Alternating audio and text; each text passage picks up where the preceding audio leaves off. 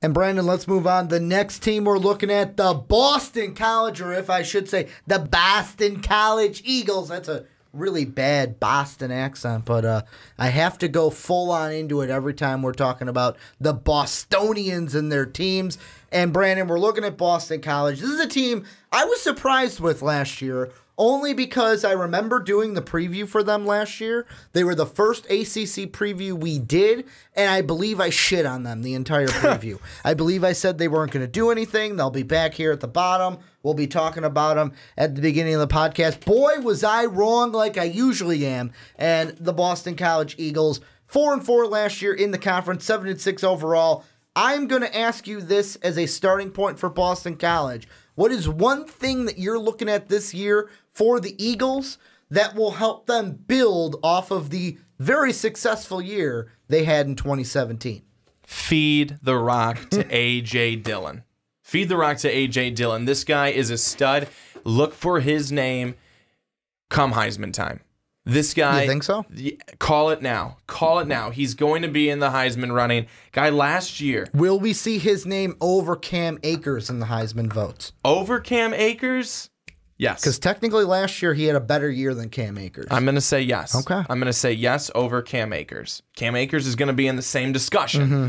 But A.J. Dillon, mark it now. 300 attempts last year, over 1,500 yards, 14 touchdowns. This guy was the team. Mm-hmm. This guy was a reason for their success. He's going to continue to be the reason for their success.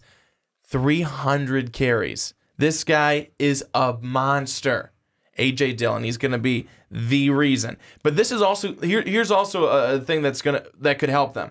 Because A.J. Dillon's, back there behind the quarterback, and because he's so good, Anthony Brown, who is the likely pick at quarterback, had a knee injury, probably not going to be 100%. So if he can't go, they're going to have E.J. Perry, the sophomore, who will probably take the reins. So we're going to probably see a whole lot of handing it off, play action, because they are going to have to, they're not going to just be able to drop back and assume they're going to go pass. Mm-hmm. And they can't just stack the box. They could, but I don't think that's going to go so well for them. So I think we're going to see a lot of that probably early on in the season. But again, A.J. Dillon, with just his running style, just how good he is, what he was able to do for this team last year was so impressive. I look for him to be good again this season. You have to look at a wide receiver group that is very strong, that will continue to be good. All of these guys have played before and have experience. That's going to be very helpful for anybody who's at quarterback. I look at this Boston College team right now, and I could definitely see them getting back to where they were last season. Mm-hmm. And if you want to get really ballsy, being able to win maybe a game or two more. My biggest thing, because you brought up A.J. Dillon, my biggest thing with Dillon that I think needs to be one of his biggest improvements this year is the running back that we saw at the end of the year. I'm going to say from maybe Louisville on. So basically from October 14th or from Florida State, October 27th. Whichever game you want to throw in there, we have to see that kind of running back from day one. Because last year, it was one of those where the NIU game to start the year was the only time he had under double-digit carries. He had 5 carries in that first game for 20 yards, and his longest was a 6-yard run. Then, until then, it took him 3 more games. Then on that 4th one, he got his first triple-digit where he went 120, but it was after that Louisville game. Louisville, he has 272. Then he dropped back a sub-100 game against Virginia. Then the rest of the year, it was off to the races. 149, 196, 200 yards, 193. I want to see that kind of a running back from the start of the year. I don't want to see another year where it's like, he's got 60 yards, 43 yards, and then boom, turns it on, kind of like, can't be a slow cooker. You got to be instant, ready to go, put you in the microwave for 10 seconds, you're ready to go that first game. The thing I also like, looking at their schedule, because that's the kind of guy I am in these previews, I jump right ahead into the schedules.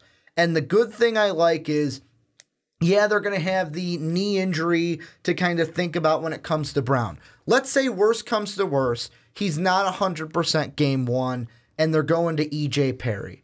The thing I like, because to me in my mind, I am not using EJ Perry as a long-term answer. To me, it is, all right, we're starting him game one, we're setting him up for success, but the plan is to get Anthony Brown out there once he's 100% good to go. The good thing I like looking at their schedule, to start the year, UMass should be easy for EJ Perry. Holy Cross should be a cake for EJ Perry. Wake Forest could be his first tough game, but at least it's a winnable tough game in the ACC. Then you go to Purdue. I know we're going to talk later this month with one of our lovely patrons, Matthew, who is a Purdue super fan. But I am not yet taking Purdue seriously, and I think that... I don't know how you can't be. Out of all the teams... I'm not saying it's a for sure walk-in EJ Perry can win that game, but even if Anthony Brown comes back for that game, I think that could be a winnable game for Boston College still. And then you got Temple. To me, that's another game where it's like I'm not super scared of that Temple team, no matter what they do to LSU at the earlier part of the season. Or that was Troy, pardon me, that beat LSU. I'm getting my T's messed up here. But Troy. With Temple... I still think Purdue and Wake Forest, I'm going to throw the as out there. At worst, I'm sitting there 3-2. They could still be 5-0 after their first 5. And my goal is, all right, we got to get Anthony Brown back by that October 6th game, because then if EJ Perry goes into the NC States, the Miamis, the Virginia Techs, then I get a little worried as a Boston College fan. I got to have Anthony Brown back by October 6th. Ideally, it would be let's have him back by Purdue on the 22nd of September or by Temple on the 29th. You know, I think that you look at how this could go, and you're really, I mean, truly, you're really going to want to hope, as your best case scenario, 5-0, you're going to really have to start praying right now, if you're Boston College, that you do start 5-0, because you have on the road at NC State, you have Louisville, whatever, Miami at home, on the road at Virginia Tech, at home versus Clemson. You do not have a fun stretch of games right there from, what is it, October 6th until November 10th. You do not have a very fun stretch of games. Four of those games in there are very difficult games. That's going to be the challenge. So if you do not start off 5-0 and you do start out 3-2 and you lose, then let's say 4 of those 5 games, you're sitting at 3-6. You're sitting at 3-6 with just 2 games to go. On the road at Florida State, at home against Syracuse. Let's say you win 1, you lose 1. You end up, what are you then? 4-7? I think so. I mean, right that's around there. 4-7, 5-7, something. I mean, so it could get really tough for Boston College in the middle of the season. And that's where you want to have your quarterback healthy. A.J. Dillon, you're going to want him to continue to be doing what he did at the end of last season, and why I believe that he's going to be a Heisman candidate this year. You need all of your wide receivers to be able to step up and be as good as they can be. And then you need your defense, which you're going to have a very strong front 7. You need them to really be solid. You need them to be very, very solid. Again, like we talked about with Louisville, you need your defense to be really good against the bad teams. And then you need them to rise above for the good teams. So Zach Allen will be the anchor up front. He was really solid last year. He had 100 tackles, 4 sacks, an interception, and 3 passes defended. This is a guy who's going to absolutely be a beast, a monster out there for them this year. And they're going to need him. They're going to need him. They lost some good guys to the draft. We know Derwin James. He's no longer there. No, excuse me. That's the wrong team. I'm talking Florida State. So, no, who'd they lose? They lost Harold Landry. Pardon me, not Derwin James. Harold Landry. So they lost Harold Landry, a good, a really good guy there. Similar colors though. Florida State and Boston College. That's why I started to think, and I'm and- like, no, that's the wrong maroon color. But what I'm saying is that they did lose a viable piece on the defensive side. And then you look at the linebackers, they were very much plagued by injury last season. So we didn't, I don't think, get a good look at them there. You take the injury away, and we'll see what we're able to get. This is a team who in the secondary has a guy at Lucas Dennis, who is a defensive back, had 83 tackles and 7 interceptions last year. You've got to expect his senior season, his senior campaign is going to be his breakout year. 7 interceptions and 83 tackles, with many of those interceptions coming in the biggest games. So this team, as opposed to the last one we talked about, does not seem to be in defensive turmoil. In fact, they actually look to be having a lot of really strong areas defensively. That's going to help them. That's why, if you look at the first 5 games, I think it could be realistic to say that they go 5-0, because they have an offense that's pretty good, minus a quarterback situation that we're unsure of right now. Let's say 5-0. Then you have a defense that's going to be able to, I think, keep you in any of those games. I was going to say, let's say 5-0 or 4-1, with the Purdue game being maybe the loss. Nothing, no offense to Wake Forest, but I think this Boston College team is like, here's the problem with the Boston College Eagles this year, where you're going to walk into this season going, man, this is probably one of the best teams that we're going to put on the field for Steve Adazio. However, I just look at the schedule.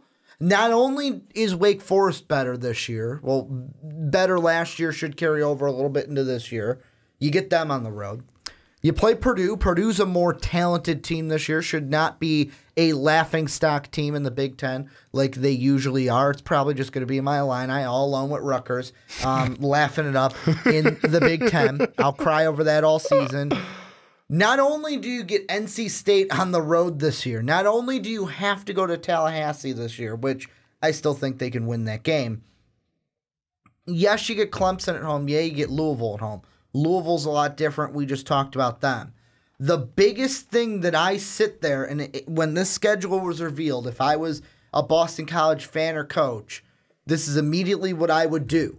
For audio listeners, I'll describe it after I do it. But for everyone watching on YouTube, this is what I would have done once the schedule was revealed to me.